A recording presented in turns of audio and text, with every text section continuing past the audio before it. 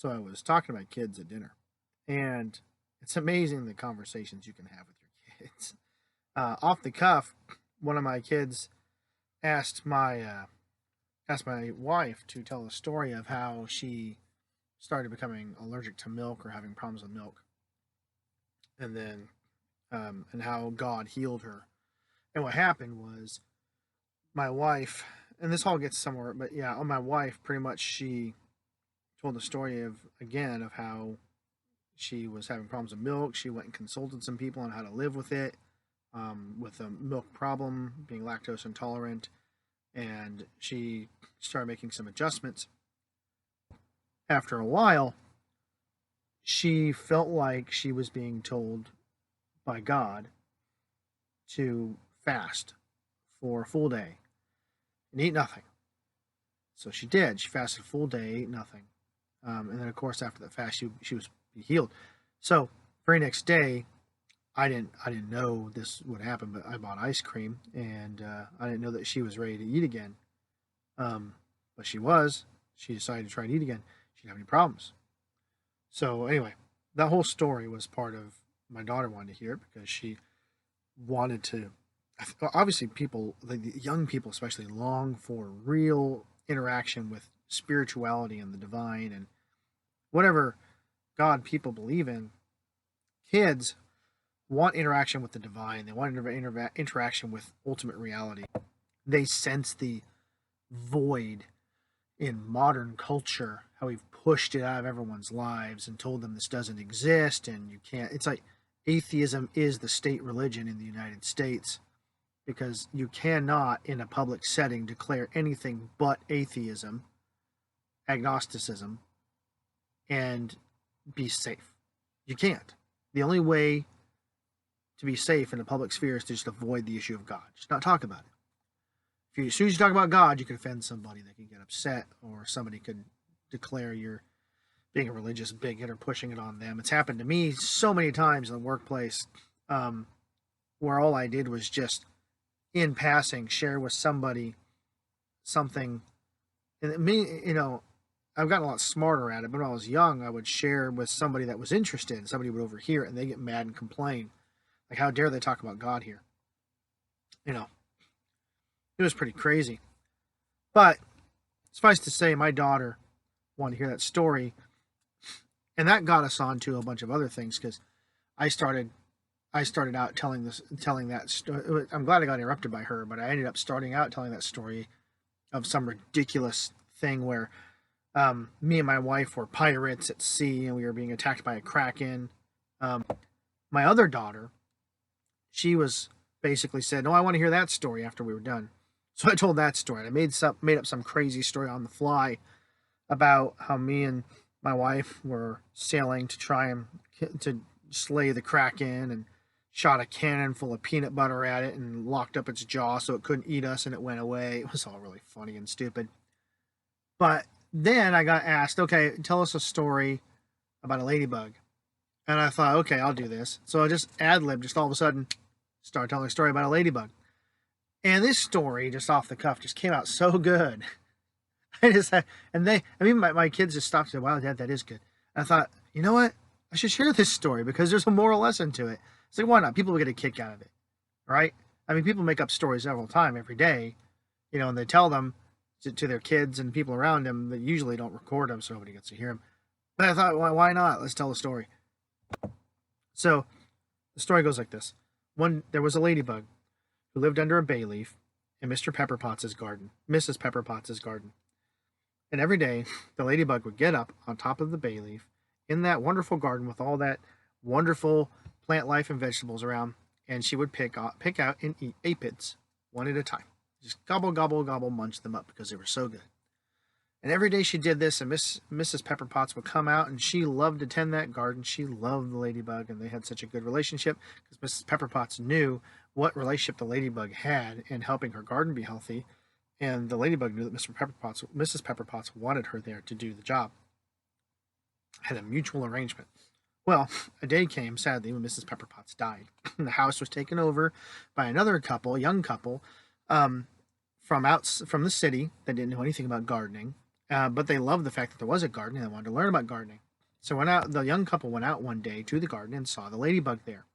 And without knowing anything about gardening at all, they thought, oh no, there's bugs in the garden. We should do something about it.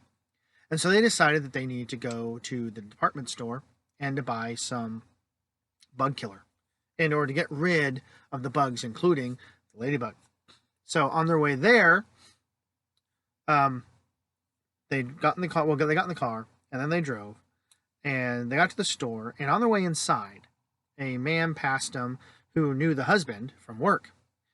And the man said, "Hey, bud, how you doing? What's going on?" He said, "No, nothing's out shopping right now. Yeah, yourself? Yeah, doing the same. Like, anything bringing you in today?" And he thought, "Well, yeah, I'm going in there to get some bug killer for this ladybug I got in my garden." Now, the friend from work had to make a decision, and he thought, "Well, I don't really like being confrontational, and I don't like telling people that that they're wrong. I mean, why take the risk of offending someone? There's no point. I don't get anything out of it." So he kept his mouth shut. He said, "Meh, who cares? Oh, it was good to see you, buddy. Take care of yourself." So they go inside.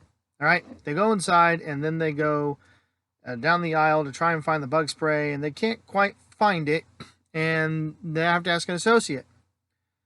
And the associate comes up and says, "I can help you with anything." I said, "Yeah, we need bug spray." "So let me show you what that is." Comes over there and says, "So what you looking to do?" It's like, "Yeah, we're looking to spray our garden. And we found a ladybug in our garden. We thought, yeah, we have bugs in our garden. We need to take care of that." And of course, the associate knew that ladybugs were good for your garden. But it's a customer. She didn't want to say anything to the customer to make them upset, to tell them that they're wrong. She wants the customer to be comfortable. Customer's always right. She wants to make the sale. If she tells them that they don't need to worry, then we'll buy the bug spray. That'll hurt her numbers. So she says, "Okay, yeah, it's right here. Go ahead. Have a nice day." So they leave. And they go, and looks like they're going straight home to kill that ladybug. But on their way home, they just look at the gas tank like, "Oh, wow, we're low on gas. Well, I'll just get it here," husband says, and he pulls in. And he starts to get gas, and his wife goes inside with a 20 to put towards the gas so that they can fill up. She walks in, and there's a young man behind the counter, maybe 18 years old, and she walks up and says, "We'd like 20 on pump 3. And he goes, "Oh, okay, just give me a chance. Give me a shot here." And looks at it, and he's clearly stumbling and doesn't quite remember what he's supposed to do. And maybe this is only his first couple days on the job, and his supervisor's not there. Who knows? But he does something wrong, and he's like, "Well, why did that happen?" So he got figured out, and she's getting pretty antsy and trying to create small talk to make her comfortable. He goes like, "Well, what brings you out and around?" And she goes, "Huh?" She's like, "Oh, we just went to the store to buy bug spray is all." She gives him a look like, "Oh my gosh." And he's like, "Well, all right, just that's cool. You have some gardening stuff to do." And she's like, "Well, yeah, we were gardening and we found out that we saw a ladybug in our garden. So we need to go and get some bug spray in order to kill it because ladybugs are bad for your garden." And the kid was like, "What? That's not right." And she was already kind of upset with him. She's like, "It's just going to take too much longer. Like, we really got to go." And the kid's like, "Okay, just give me a minute." And he had a thought because he was tempted here. He was tempted with, what do I do? Because I don't want to offend the customer. And truth be told, she's already mad. And, nobody wants somebody mad at you. So he fumbles around the cash register, but he has a dilemma. He's like, do I tell her the truth or do I just let it go? And because it doesn't affect me, and why make somebody upset? And he decided, you know what? Being an 18-year-old kid, maybe he just doesn't have the sense to like not mess with people. And he goes, "So you know that ladybugs are really good for your garden, right?" And she goes, "What?" And he goes, "Yeah, ladybugs are supposed to be really good." And she's like, just get me wrung out. And he's like, oh, "Okay." And he finishes it up. And he grabs the door, and she's like, "Ugh," and she wanders out. So she walks out to talk to her husband and get going. She tells them they're ready to go. They get in the car and they go. And they get home and they get out, and he grabs the ball of bug spray. And she watches him go to the yard, and she sits there and she goes, "Well, what if someone told her?" So she questions him. She says, "Hey, just out of curiosity, I heard somebody say that ladybugs are good for your garden. Do you think we should maybe look it up first?" And he thought, "Oh, why would we need to do that? It's just a ladybug." She said, "Well, that's what they said." It might be good. And he's about to say like, nah, not worry about it. And of course, the ladybug watches him come over there, doesn't know what's going on, doesn't know if she should trust what's going on, doesn't quite know what's happening.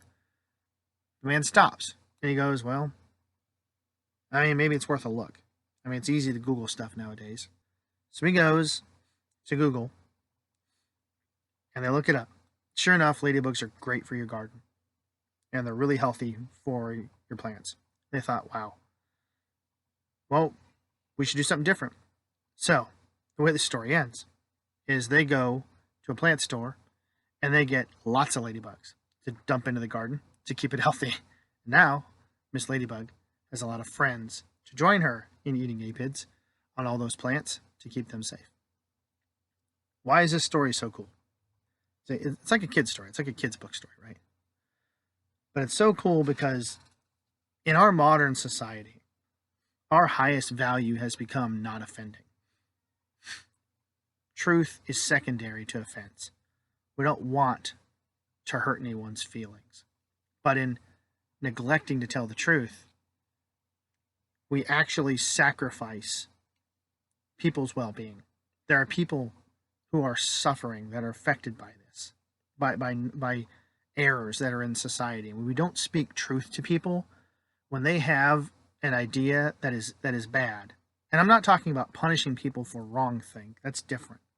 All right? There's a difference between people speaking up to give a different perspective, to tell truth from their to tell truth, versus people bludgeoning other people to keep them from having a voice. That's very different. Very different. And I want to make sure that they're complete opposite ends of the spectrum. One is all about the freedom of people to talk to each other in speech. The other one's about crushing dissent and only having one mode of thinking. This is all about not being afraid to say what you need to say, even though it might be offensive, right? While respecting somebody's humanity, of course, because that is another lesson that we struggle with. But all of those things are essential, especially like I just talked about, like in the workplace, things like that. People don't want to hear an opinion that's different than theirs, and people don't want to listen, and other people just are tired of it and they don't want to say anything because they know that if they say anything, they could offend somebody and that'll make them an enemy or somebody get mad at them. It's just not worth it. That's what they determine. It's not worth it. It's not worth somebody else's. It's not worth the productivity of the company. It's just, and we just get selfish and we think I'm more worth it. I need to, I'm the one that matters the most. And because I matter the most, I don't care what happens to the rest of society. I'm just going to be quiet because it's the best thing for me. And people do that. But the moral of this story is, if this young kid hadn't spoken up and hadn't thrown truth out there, even though it was no benefit to him, it did nothing to help him, it did nothing to service him, it did service somebody else. It did make the world a better place. And that's what we need to know. We need to know that everybody shut up and stop talking is not worth it. It's just not. It's like we need to hear each other's opinions. And we need to do it in a way that isn't threatening, of course. But because like I said, there's a difference between everyone giving a free opinion and someone in the room taping everyone else's mouth shut, telling them to shut up, shouting them down. Two very different things, right? They do the opposite of each other. But we need that. We need to be unafraid to speak truth and to be open to learning when truth is spoken to us. Because we'll never change and things will never get better. Things will never improve. Nothing will ever... Evil happens in the absence of good, in the absence of truth, in the absence of justice and righteousness. Evil happens. And it's just, in this story, it's a ladybug. And maybe you're thinking, oh, it's a kid's story. It's like just a ladybug. No, it's not just a ladybug. There are real world scenarios where people get hurt because people don't speak truth.